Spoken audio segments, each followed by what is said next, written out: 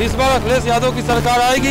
तो छोड़ के कहीं भी वोट दीजिए। चाहे केंद्र की सरकार की बात कर लीजिए, चाहे उत्तर प्रदेश की सरकार की बात कर लीजिए, उनके पास विजन नहीं है। शर्म नहीं आती है, यहाँ कोई काम बचा नहीं। अब कलकत्ता के पुल के फोटो खींच करके यहाँ पेपर में छपवाते हैं। 2020 के बाद से हमारा जो देश है, और सिर्फ हमारा देश नहीं, पूरी दुनिया जो है वो कोविड महामारी को फेस कर रही है।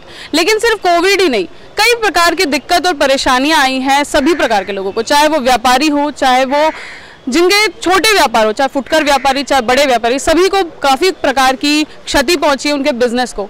आज हम बात करेंगे कुछ व्यापारियों से, लेकिन सिर्फ व्यापार में जो लॉस हुआ है हम सिर्फ उस बारे में बात नहीं करेंगे। हम बात करेंगे कि इस व्यापार का जो लॉस हुआ है लोगों को, उससे आने वाले चुनाव 2022 के यूपी के विधानसभा चुनाव पे क्या असर पड़ता है, इस बारे में बात करते हैं। आइए, सबसे पहले आज हम हैं लखनऊ के इंदिरा नगर के क्षेत्र में, जहां पे मुंशी पुलिया पे हम हैं। कुछ व्यापारियों से बात करेंगे। 300 यूनिट बिजली है वो फ्री कर दी जाएगी, तो क्या चुनाव में लगता है कि आने वाले विधानसभा के 2022 के विधानसभा चुनाव में ऐसा कुछ बदलाव आएगा कि बीजेपी की सरकार जो हटेगी? बिल्कुल ये होना चाहिए। अगर एक सांसद विधायक जो है फ्री की बिजली यूज कर रहा है, सरकारी डीजल पे चल रहा है, तो अगर कोई राजनीतिक पार्टी ये कह रही है तो बिल्कुल उस पर अमल होना चाहिए। और मैं अभी राष्ट्रीय अध्यक्ष अखिलेश यादव जी की भी प्रशंसा करूंगा कि उन्होंने भी घोषणा पत्र में लिखा है कि 300 यूनिट बिजली। क्या लगता है किसकी सरकार आएगी? इस बार अखिलेश यादव की सरकार आएगी। और रही बात आपने जो चर्चा किया कि आम आदमी पार्टी 300 यूनिट बिजली का जो घोषणा किया, आम आदमी पार्टी से पहले माननीय राष्ट्रीय अध्यक्ष जी अखिलेश यादव जी ने उनसे 3 महीना पहले ये घोषणा पत्र में अपने घोषित कर दिया कि 300 यूनिट बिजली फ्री दी जाएगी। आइए, हमारे इस ग्रुप में एक लोग और जुड़ गए हैं। क्या नाम है सर आप? सुनील वर्मा। सबसे पहले आपसे पूछना चाहूंगी कि आप एक बिजनेसमैन हैं, क्या क्या प्रॉब्लम्स आई अभी तक आपको 2 साल के अंदर अंदर? तो छोड़ के कहीं भी वोट दीजिए।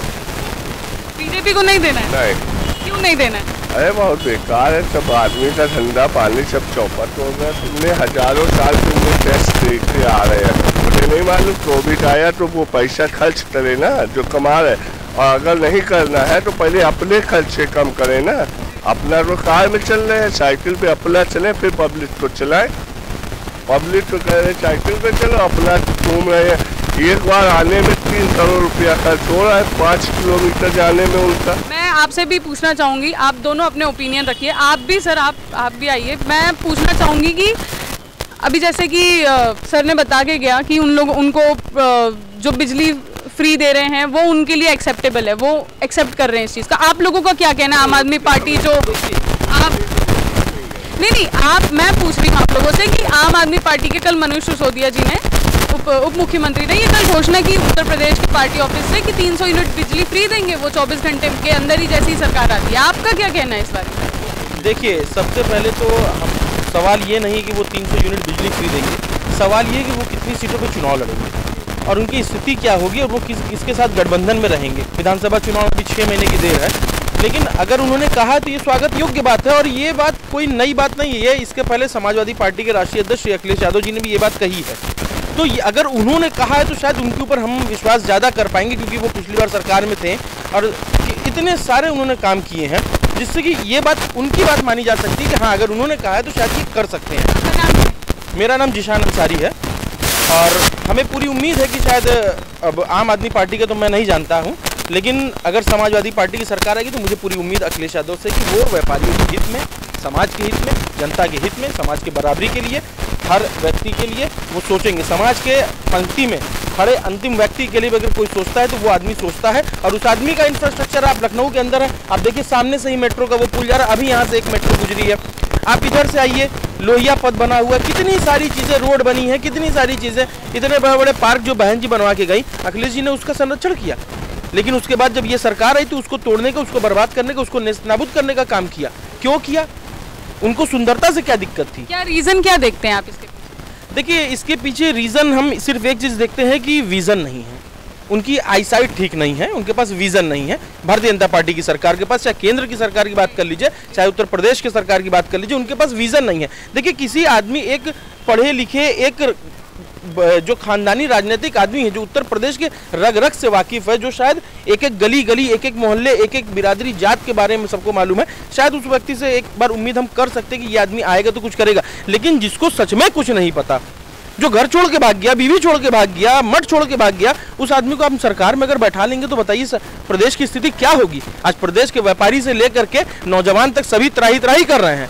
आप कह रही हैं, आपने अभी एक सवाल किया था कि कोविड के पहले क्या स्थिति थी। क्या कोविड के पहले कौन सा यहाँ पे बहुत सारा रोजगार दे दिया, कौन सा इंफ्रास्ट्रक्चर तैयार कर लिया, कितने एम्स बन गए, कितने मेडिकल कॉलेज खुल गए, आप बताइए। ये सारी लिस्ट तो आप लोग के पास भी होगी इंटरनेट पे। आप तो जियो धनाधन वाला चल रहा है, जियो का अच्छा, उसके पहले कौन कौन से हॉस्पिटल खुले हैं? देखिए, उसके पहले न जाने कितने हॉस्पिटल खुले हैं, हम आपको कितना नाम बताएं, हम कितने मेडिकल स्पोर्ट्स कॉलेज का नाम बताएं, हम कितने स्पोर्ट्स कॉलेज का नाम बताया, कितने स्पोर्ट्स यूनिवर्सिटी बताई हमने। अच्छा, बीजेपी अब कह रही है कि आम आदमी पार्टी ने ये जो रखा है 300 यूनिट बिजली फ्री वाला 24 घंटे के बाद वो देगी, लेकिन उसमें बीजेपी का कहना है कि इन लोगों ने लोगों को घर बैठने की एक उम्मीद जगा दी है, इससे लोग घर बैठने का काम करेंगे, निकम्मे हो जाएंगे। अच्छा, तो और जो 5 किलो के राशन पे मोदी जी का दांत दिखाता हुआ और योगी का दांत दिखाता हुआ जो चेहरा है वो फ्री में राशन दे रहे, उससे सर लोग क्या करेंगे? आप हमें इसका जवाब दीजिए, उससे क्या करेंगे लोग? आप कहते हैं, पहले भारतीय जनता पार्टी के लोग कहते थे कि दिल्ली में हराम का चीज नहीं लेंगे, आज आप राशन बांट रहे हैं अपनी फोटो छपवा के। आपको इतना समझ नहीं है पीएम केयर फंड का पैसा क्या हुआ? आप बताइए, कितने वेंटिलेटर खरीदे गए, कितने ऑक्सीजन प्लांट बनाए गए केंद्र या राज्य सरकार द्वारा, या कितनी मशीनरियां तैयार की गई, कितना इंफ्रास्ट्रक्चर तैयार किया गया, स्वास्थ्य सुविधा या चिकित्सा या शिक्षा के लिए कितना काम किया गया?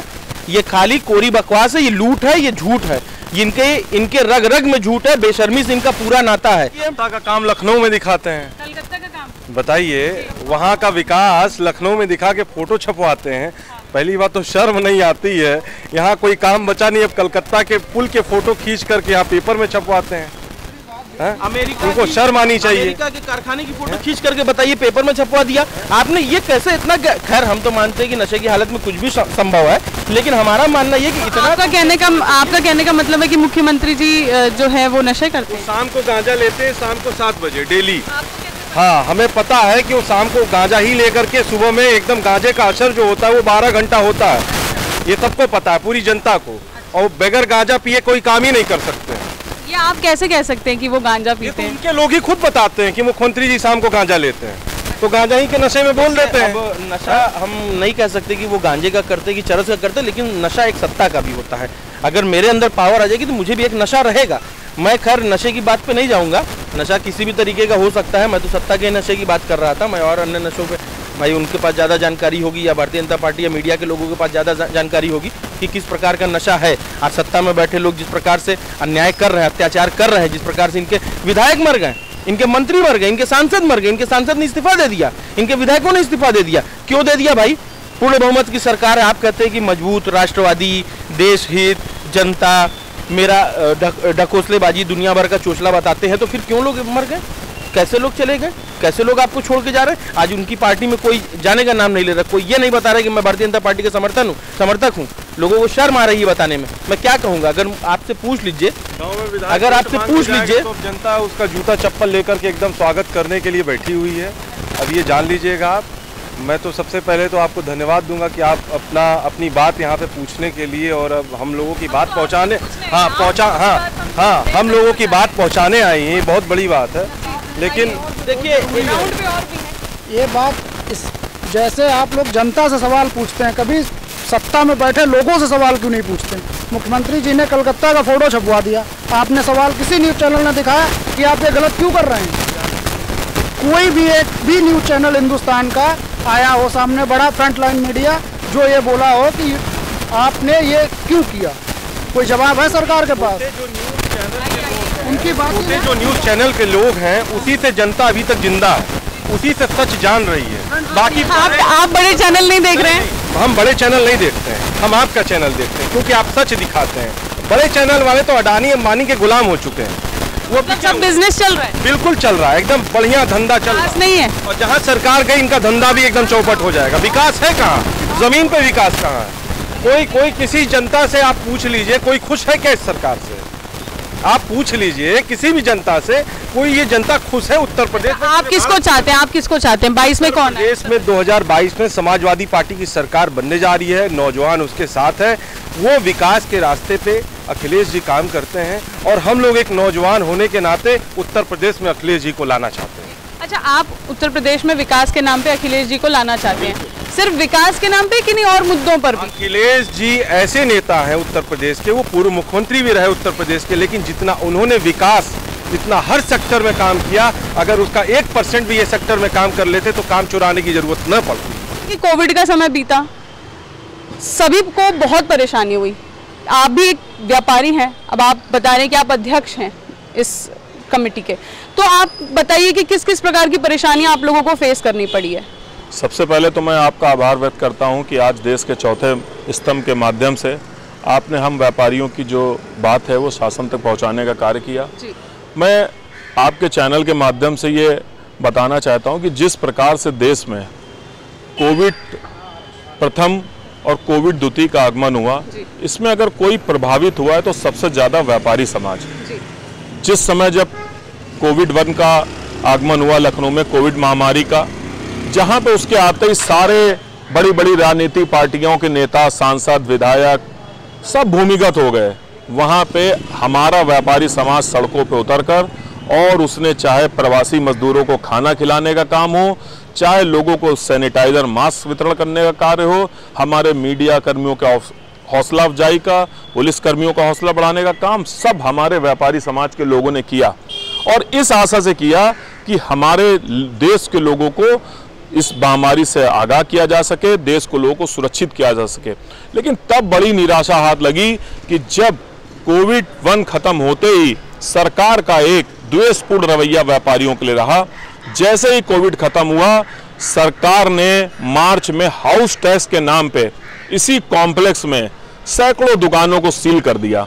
उन व्यापारी भाइयों की दुकानों को सील कर दिया गया जिन पे बहुत थोड़ा थोड़ा पैसा बकाया था। बिल्कुल, मैं ये पूछना चाहूंगी क्योंकि कोविड में तो सारी दुकानें बंद थी, लोग अपने दुकानों को किराया भी नहीं दे पा रहे थे, तो उसके बाद उन लोगों ने कैसे ये टैक्स पे किया और ये सारी चीजें कैसे मैनेज करी? मैंने कहा ना कि व्यापारी को एक दुधारू गाय समझ रखा है सरकारों ने, और उसी का उन्होंने फायदा उठाया। जिस व्यापारी समाज ने अपना सर्वत्र न्यौछावर कर दिया देश के लोगों को बचाने में, उसी व्यापारी समाज के लोगों के साथ ऐसा द्वेषपूर्ण कार्य किया है कि मैं इसी कॉम्प्लेक्स में 100 दुकानों पे ताला डालने का काम किया है नगर निगम के कर्मचारियों ने, रात में चोरों की तरह दीवार फांद के। हम लोगों ने ये बात शासन तक पहुंचाई, लेकिन प्रदेश सरकार आज सो रही है, उसको व्यापारियों से कोई हमदर्दी नहीं है। व्यापारी वर्ग आज बहुत बुरी तरह से प्रभावित हुआ है। तमाम आपने चैनलों के माध्यम से देखा होगा समाचार, तमाम व्यापारियों ने परिवार सहित आत्महत्या कर ली। व्यापारी बहुत बुरे दौर से गुजर रहा है, उसको एक बहुत बड़े आर्थिक पैकेज की जरूरत है। सरकार की तरफ से मदद का कोई भी अभी तक ना कोई पैकेज मिला है, ना कोई आश्वासन ना मिला है, ना ही किसी सरकार के मंत्री विधायक ने आके व्यापारियों से बात की है। सिर्फ कोरी अफवाह है। जिस तरीके से सत्ता पक्ष जो भी सरकारें हैं, प्रदेश सरकार और देश की सरकारें जिस तरीके से झूठ बोल रही हैं कि काला धन आ रहा है, और आज महंगाई आप देखिए ना कि 900-1000 रुपए का सिलेंडर हो गया है, कोई बोलने के लिए तैयार नहीं। क्योंकि कोविड भी तो किसी ने फेस नहीं किया ना, ये भी एक फैक्टर हम देख सकते हैं कि कोविड भी लोगों ने फेस किया है। कोविड ऐसे इसके पहले किसी सरकार ने फेस नहीं किया। कोविड जब हमें, आप ये बताइए ना कि हमारे सरकार, हमारे जो देश में सबसे ज्यादा जरूरत किसकी है? अस्पतालों की है। तो इसकी तैयारी पहले से क्यों नहीं की गई? और हम कोविड-1 से सीख भी नहीं ले पाए कि हम कोविड-2 आ गया, तो हमें कम से कम कोविड-3 आने भी वाला है। कोविड-2 के पहले तो तैयारी करनी चाहिए थी, वो भी कुछ नहीं हुई। लोग ऑक्सीजन के अभाव में सड़क पे मर गए। प्रदेश के मुख्यमंत्री जी झूठ बोलते रहे कि कोई मर ही नहीं रहा है। अभी जो है लोकसभा के इतने बड़े सदन में कह दिया कि कोई कोविड से मरा ही नहीं। आप मीडिया कर्मी हैं, कितने मीडिया कर्मियों ने जान दे दी? आप बताइए ना, सैकड़ों मीडिया कर्मी हमारे मर गए सड़क पे कवरेज करते करते। आप अपनी छोड़ दीजिए, विधायक सांसद लोग जो है कोविड में मर गए, उनको बेड नहीं मिला। आम आदमी की क्या बात कर रहे हैं? आम आदमी तो ऑक्सीजन के लिए तड़पता रह गया, दवाइयां नहीं मिली उसको, सरकार की तरफ से कोई भी चीज उसको नहीं मिली। और मैं व्यापारी वर्ग की बात आपको कर रहा हूं। आज जो देश का व्यापारी है, प्रदेश का 8 करोड़ व्यापारी बहुत बुरी तरह प्रभावित है। ना तो उसको बिजली के फिक्स चार्ज छूट दी गई, 20 बार हम लोगों ने ऊर्जा मंत्री को लिख के दी चिट्ठी, 20 बार बात उठाई, लेकिन कहीं से भी कोई सुनवाई नहीं हो रही है। और इस चुनाव में व्यापारी इसका पुरजोर विरोध करेगा। जो व्यापारी हित की बात करेगा उसके साथ जाएगा, और व्यापारी को कमजोर समझने की भूल कोई भी सरकार ना करे। अच्छा, आप यहाँ पे जो कमी है वो किसकी देखते हैं, प्रशासन की या फिर सरकार की? बिल्कुल प्रशासन की कमी है। अभी आप एक दिन की बारिश में देखिए ना क्या स्थिति है। लखनऊ महानगर है, है, प्रदेश की राजधानी है। 36 घंटे की बारिश में लखनऊ का ये हाल हो गया कि लोग अपने घरों में तैर रहे हैं। अभी अगर 2 दिन पानी और बरस जाए तो हमको लग रहा है हम सब लोग डूब जाएंगे, नाव लेके चलना पड़ेगा। फैसिलिटी नहीं है, कुछ नहीं है। तो आप सोचिए ना, कितनी बड़ी बड़ी बातें करने वाली सरकार है ये। लखनऊ को मैं यहाँ ले जाऊंगा, सिंगापुर जो है बनारस को मैं क्वार्टर बनाऊंगा, उसको बनाऊं। कहाँ की ये सब बातें हैं? झूठ, सिर्फ झूठ, काला झूठ, जनता को गुमराह करना। हर चीज को आप धर्म से जोड़ दोगे, हर चीज को आप मंदिर मस्जिद करने लग जाओगे। रोजगार की आप बात करिए ना, आप कितने लोगों को रोजगार मिला? मैं तो व्यापारी समाज की बात कर रहा हूँ, मुद्दे बहुत है लेकिन उस पर जाना नहीं चाहता। आप व्यापारी समाज की सिर्फ एक बात कर लीजिए कि किसी एक व्यापारी का कोई एक टैक्स, बिजली का हो, चाहे कमर्शियल, चाहे हाउस टैक्स हो या वाटर टैक्स हो, किसी एक व्यापारी मेरे भाई का अगर माफ हुआ हो तो मैं अपनी बात सारी वापस ले लूंगा। कहीं कोई माफ नहीं हुआ। किसी एक आदमी के बच्चे की फीस माफ हुई हो? प्रदेश सरकार के एक बहुत सीनियर मंत्री कहते हैं कि पिछले साल बहुत बच्चों की फीस माफ हुई, इस बार भी होगी। कोरी बकवास। किसी एक आदमी के बच्चे की, आपके घर में भी कोई हो, मैं नहीं कह रहा हूं, मैं अपने लिए झूठ बोल दूंगा, किसी से सड़क पे आप पूछ लीजिए कि किसी एक बच्चे की फीस क्या माफ हुई? आज तक नहीं हुई। ये झूठे लोग हैं, झूठी बातें करते हैं और व्यापारी अब इनके प्रलोभन में आने वाला नहीं है। व्यापारी अपने बहुत सक्षम है। व्यापारी वो वर्ग है जो बिना पगार लिए सरकार की रोजी रोटी, सरकार की रोजी चला रहा है, लोगों की तनख्वाह जा रही है। व्यापारी वो समाज है।